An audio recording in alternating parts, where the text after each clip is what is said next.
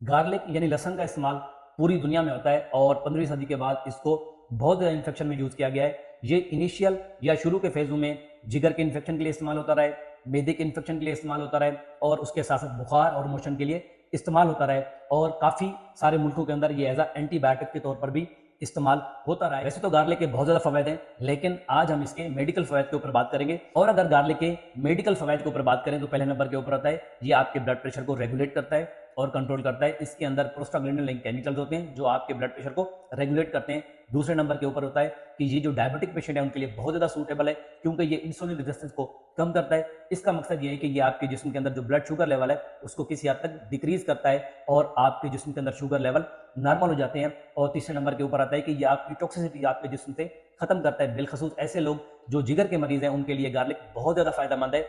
और चौथे नंबर के ऊपर है कि ये as a antimicrobial effect होता है। इसका मकसद ये है कि अगर आपके जिस्म में कहीं इन्फेक्शन है, आपकी आंतों में, आपके ब्लड में, ये उसको मारता है और जर्म्स का खात्मा करता है। और पांचवें नंबर के ऊपर है कि अगर आप इसको तेल के साथ इस्तेमाल करें, अगर आप इसको तेल के साथ बॉयल करके अपने जिस्म के ऊपर लगाएं तो ये एज अ एंटी इन्फ्लामेटरी काम करता है और आपके जिस्म में अगर जॉइंट में कहीं दर्द है तो इस दर्द को हमेशा के लिए खत्म कर देता है। बहुत सारे लोगों के ये सवाल होते हैं कि हम गार्लिक यानी लहसुन को किस फॉर्म में ले सकते हैं।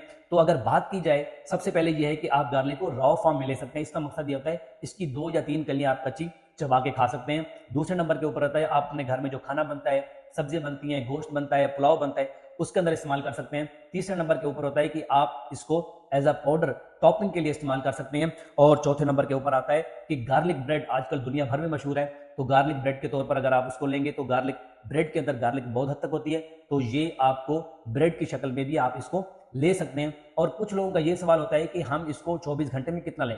अगर आपका वजन 70 से 80 किलो है तो आप इसको 24 घंटे में 4 ग्राम ले सकते हैं। इसका मकसद ये होता है कि 24 घंटे में आप इसकी 2 से 3 कलियां ले